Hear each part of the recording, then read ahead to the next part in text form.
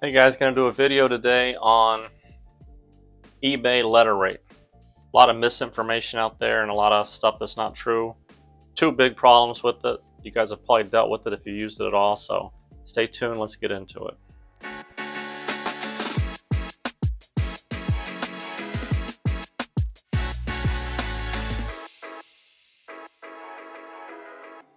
Alright guys, John from NBC. Appreciate you guys watching. If you're not a subscriber, please become a subscriber. We're doing really well. Appreciate you guys and your support. Leave a comment down below and also like the video. It really helps us as a channel grow and get more news out to other people. So like I was saying, this eBay letter rate, since it came out, I have not liked it at all. I've told John and Cody lots of issues with it. I work at the post office. I've been there for 35 plus years, and it's not a good service. It's a lot of issues. I'm going to tell you two of them here in a second. Dive into them. So there's a lot of misinformation, what people think, just based on what eBay says that it is. So I'm going to get on the computer here and show you what they say that it is, and then go through some of the problems. So these are the benefits. You get discount on shipping, normal discount that you would get, categories that you can use for the trading cards. 3 categories: trading cards, coins, and money, which coins were never meant to go in a letter. That's just silly. I can't even believe that that's part of it. Ship no more than 3 coins in plastic. I mean, a coin going in a letter is just going to cause all kinds of problems for the machine, but that's a whole nother issue. Postcard, stamps, and all. Trading cards, it says ship no more than 15 raw cards per package. Wrong. You can't get 15 raw cards in here. It's not going to be, when we get into the dimensions and all that, you'll see what I'm saying. And ship no more than 2 trading cards with top loaders. 2 trading cards with top loaders should be fine for the dimensions and aspect ratio, but I'm going to get into another problem. No grading cards can be shipped. Here's the charges, what they charge you per ounce.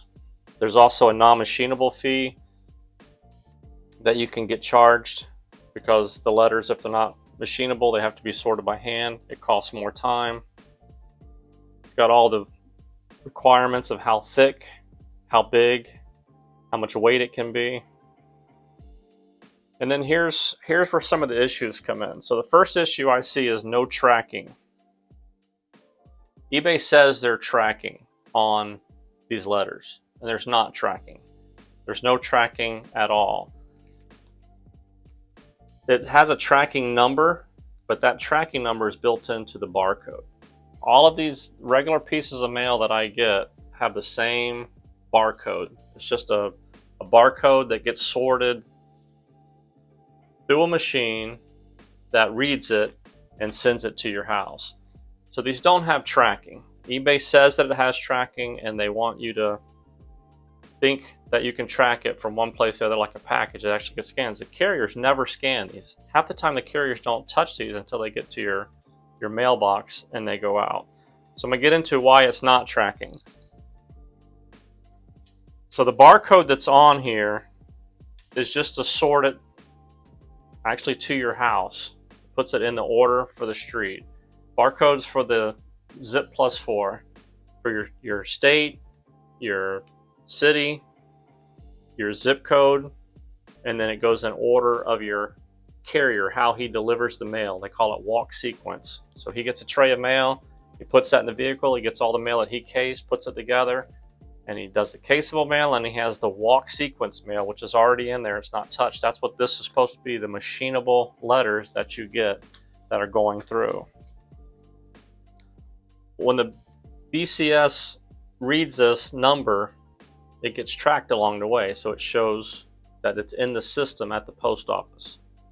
So that's how they get an arrival scan. One of the issues on the frequently asked questions is how come I cannot get an acceptance scan? You can't get an acceptance scan because it's not tracking. It's not a normal barcode for tracking. So eBay's answer is acceptable scan is not required. Simply just drop it in the mail with everything else, and that's all that you need to do.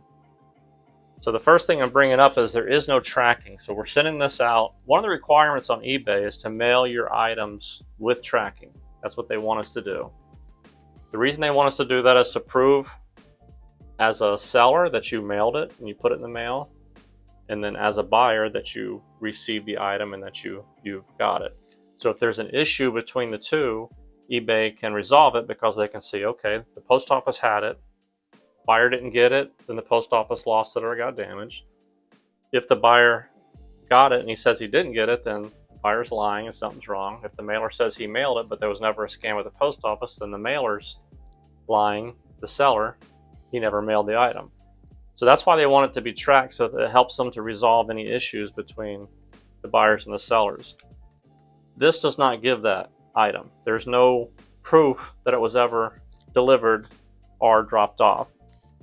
Another service that we have is informed delivery. You can sign up for informed delivery at the post office. Like I said, all this mail goes through a machine and it gets scanned and it gets read. When it gets to the last part for your office, if you look on the back of some of your letters, you'll see a red scan barcode. This is what helps put it in the walk sequence for your carrier.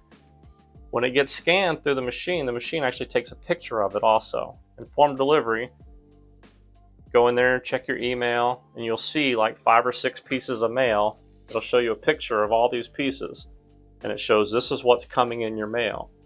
Doesn't mean you're going to get it today, but it means it's coming like in the next couple days. That's informed delivery. That's basically all that eBay letter rate tracking is. It's the same exact thing. It shows that this went through the machine, it was sorted to that office, so it should be out for delivery, or it should be delivered. The carrier never scans this, so there's no proof that you ever actually received this item. That's why you've probably looked online tracking your packages to your house, delivery, and it shows delivered, and you check your mail and you didn't get that, and it shows up a day or two later. That's because it made it to the office, but it didn't actually go to the street. Maybe it was non-machinable and it went out the next day or a couple days later.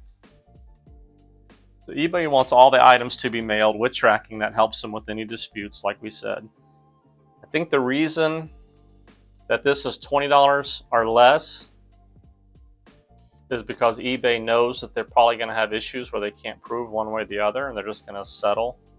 Buyer's going to get his money back. The seller's going to get $20. They can't prove one way or the other that it was delivered. That's also on the website that it says that you can do a claim. So it says if you did not receive the item, tell us what happened, your name, tracking number, which is not really a tracking number, but you just give them the number. It is built in the barcode. It shows the sender and where it was going. But if the post office never scanned it, some stuff's not machinable. It won't go through the machines. It gets pulled out, gets handled. That's what I do at the post office, is I throw all the non-machinable letters and flats for my office. So it tells you on their website how to file a claim just in case it was never delivered. So I think that's the reason they keep it at $20 or less. So that's the first problem, is there's no tracking. Like we know tracking, like scanning packages, like certified, like delivery confirmation, like insurance. It's not tracked like that. It has a tracking, it has a barcode that goes through the machine that's sorted, but it's not tracking. It doesn't show your item left Jacksonville. Your item is in the Lutz post office. Your item is out for delivery. Your item was scanned at 3/11. It just shows when it went through the machines and that it should have been delivered. So that's the first issue. Second issue is even bigger. It's even more of a problem. And if you've had this happen to you, leave a comment down below, because I think this is a big issue. It's happened to us. I work at the post office and I still get this problem. So the biggest issue is getting these returned to you for more postage, getting them.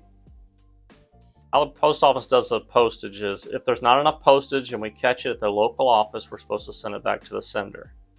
If it makes it to the destination, then we're supposed to try to deliver it and collect the money from the person that it's going to, which would be the buyer. The specifications on a package are on their website. It tells you what you can do for a letter, how big they can be, the thickness, everything else. If it fits in here, then it's within qualifications.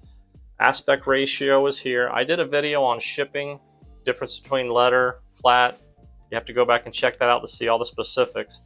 But as far as you doing your part for the specifics of an ounce or less, 1 or 2 cards in the letter, the right size, all of that you can do. Here's the problem that's up for interpretation with the postal clerk. First, I'll say, out of the clerks that I know, like St. Pete in my office, there's probably 30% that have been there for 20 plus years. The other 70%, you probably have 20 or 30 that have 5 years or more, and 50% of the post office right now is probably underneath 5 years experience. They're brand new employees. They don't train as much as they used to. They're just going by what they've been told, or what they think, or what they've been trained, like on the window, how things are broken down. So that's one of the problems, is it's up to a clerk's interpretation. And here's the specific ones. One of the qualifications on the eBay says the rigidity of the envelope, how rigid it is. If you put a card in a top loader and you put it in here, it's kind of rigid. You can feel it. Some people mail them in CD mailers, which are cardboard and they're hard. That's a no-no. That's in the other video I told you about, and see it. eBay says you can mail 2 of these together. So in the video I show you how to mail these. You tape them together. I like to wrap mine in paper.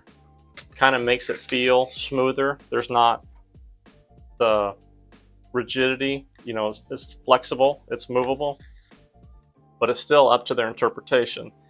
And the other wording that's in the thing is uneven thickness. The thickness is not uniform. Again, if you have a top loader in there, it's not terrible. It is legal. It is fine by our specifications. Again, if it goes through here, it should be a letter and it should be fine, but it is not the same thickness through the whole thing. So it's off. And that's where the problem is because a clerk can say, this is too thick. The whole envelope is not the same thickness. It's off. You can feel where it starts and where it begins. It would not cause any problems in the machine. But again, it's the interpretation of the clerk. So a regular envelope with 1 top loader is fine. If you do a number 10 envelope and you do 2 top loaders, like I said, wrap them in paper, you put them in there. It's actually a little bit better because it fills the envelope and it doesn't feel as uneven or as rigid. So if the clerk feels like it's too rigid or uneven, they deem it non-machinable and they charge you postage due. So there's, like I said, a different rate for a letter, different rate for a flat, different rate for a spur. A spur is a small parcel. Like this would be a spur. Anything under 13 ounces would be considered a spur.